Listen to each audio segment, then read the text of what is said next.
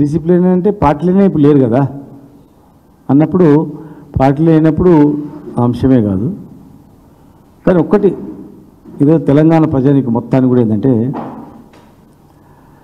ఇలా ఎవరిని ఏ రైతుని అడిగినా, నిన్న మొత్తం యూరియా గురించి మేము తిరుగుతున్నాం, యూరియా దగ్గర లైన్లల్లో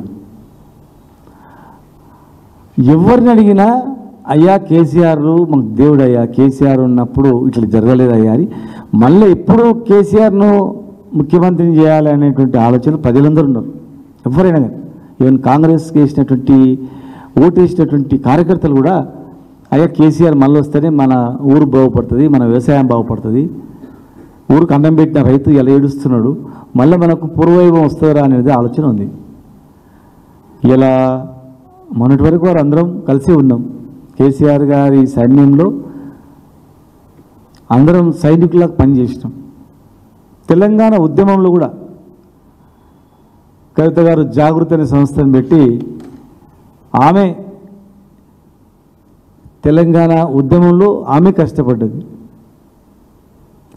హరీష్ రావు గారు కూడా రాత్రి మగలు కేసీఆర్ గారు వెంబడే ఉండి కంటికి రెప్పలా కాపాడుకుంటూ వారు తెలంగాణ ఉద్యమాన్ని కాపాడుకున్నారు. తెలంగాణ వచ్చిన తర్వాత ఇచ్చిన బాధ్యతలు కూడా మా జిల్లాలో అక్కడే పడుకొని లేచి ఇరిగేషన్ ప్రాజెక్టులన్నీ కూడా కంప్లీట్ చేయించింది. ఉద్యమంలో ఆమె పాత్ర తక్కువేం లేదు. ఆడబిడ్డగా ఆమె అవమానాలు ఎదుర్కొని ఇబ్బందులు పడ్డ ఉద్యమం నడిపించింది. కేసీఆర్ గారు ఎంబడి ఉంది.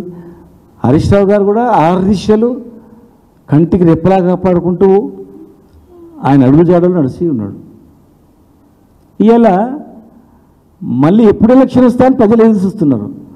ఇవాళ మేమందరం కూడా కేటీఆర్ గారు కానీ, హరీష్ రావు గారు కానీ, ఆమె కానీ, మేము కానీ, మేమందరం ఉద్యమం నుంచి ఉన్న వాళ్ళం, ఇప్పుడున్న వాళ్ళు అందరం కూడా మళ్ళీ కేసీఆర్ ముఖ్యమంత్రి కావాలని కోరుకున్నాం తప్ప కేసీఆర్ కాకుండా ఇంకెవరైనా ఎవరు కోరుకోలేదు.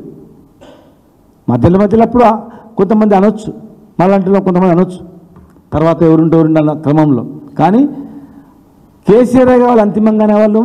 ఈరోజు మేమందరం కూడా మళ్ళీ ముఖ్యమంత్రిగా మూడవసారి కేసీఆర్ ఖచ్చితంగా కావాలని అందరం అనుకున్న వాళ్ళం.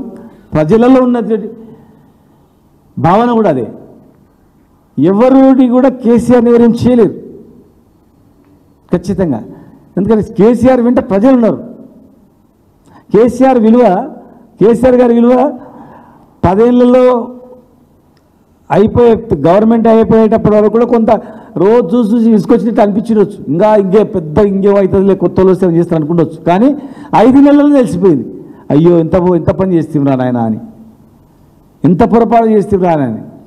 ఎవరైనా ఈ రాష్ట్రంలో సరే కొంతమంది రాజకీయంగా మాట్లాడే వాళ్ళని వదిలిపెడదాం, జనరల్గా మనుషులు ఎవరైనా కానీ ఇవాళ ఎన్ని మాటలు మాట్లాడినా, కేసీఆర్ గారి మీద ఎన్ని అబాండాలు వేసినా, ఎన్ని కేసులు పెట్టినా, ఈ ఘోషి ఆ ఘోషి ఏమి నివేదికలు ఇచ్చినా లేదు, ఏ సంస్థలు సిబిఐ ఇంకా ఏ సంస్థలు దర్యాప్తు జరిపినా కూడా వాళ్ళు ఏది కట్టుకథలు వాళ్ళు సృష్టించినా కూడా, ఆ నివేదికలు పెట్టినా కూడా ప్రజలు మాత్రం నమ్మరు.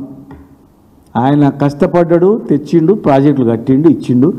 ఇల్లు కట్టినప్పుడు ఒక పిల్లరు దూలం పడుతుంది, పడినంత మాత్రం ఇల్లు మొత్తం గులగొట్టుకుంటామా, మళ్ళీ దూలం తెచ్చి దూలం సపోర్ట్ పెడతామని ఊర్లో వాళ్ళు అనుకుంటారు. అంతేగాని మొత్తానికి మొత్తం ఇల్లు కలగబెట్టాం కదా. ఆ రకంగా ఈరోజు కేసీఆర్ గారు చేసిన అప్పులకు లెక్కలకు కథ ఉంది. కేసీఆర్ గారి విలువ ప్రజలకు తెలిసింది కనుక ప్రజలు మళ్ళీ మూడవసారి ముఖ్యమంత్రి కోరుకోవాలి అనుకుంటున్నారు, ప్రజలు అనుకుంటున్నారు. మేమందరం కూడా మాదయ్యే భావన. మేము బయట వాళ్ళము వచ్చి అంటే బయట రకరకాల పనులు చేస్తున్న ఉద్యమంలో కలిసినప్పటి నుంచి ఇప్పటి వరకు కలిసి ఉన్నాం. మేమందరం మా అందరి భావన కూడా అంతే. వాళ్ళు కుటుంబ సభ్యులైనా వాళ్ళ భావన కూడా కేసీఆర్ ముఖ్యమంత్రి కావాలని కోరుకున్న అందరు తప్ప హరీష్ రావు గారు కానీ ఎవరే కానీ మేమేదో కావాలని ఎప్పుడూ కోరుకున్నా అసలు జరిగిపోయినది. ఎవరు కోరుకున్నా కూడా కేసీఆరే నెక్స్ట్ లెవెల్లో అందరు ఉండగలుగుతాం తప్ప ఆ నెక్స్ట్ లెవెల్లో అంచెలంచెలు 2, 3, 4 ఆ సంఖ్యలు ఉండగలుగుతుంది తప్ప నెంబర్ 1 స్థానం అనేది కేసీఆర్ ఒక్కడే తెలంగాణ రాష్ట్రంలో. తెలంగాణకు ఒక్కడంతే.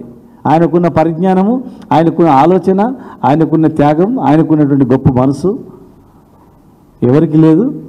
ఆయనకు ఎలాంటి ఆశ లేదు. తెలంగాణనే ఒక ఆశ, తెలంగాణ బాగుపడమే ఒక ఆశ. కనుక ఇలాంటి అంశాలు రావడం అనేది చాలా బాధాకరం, దురదృష్టకరం.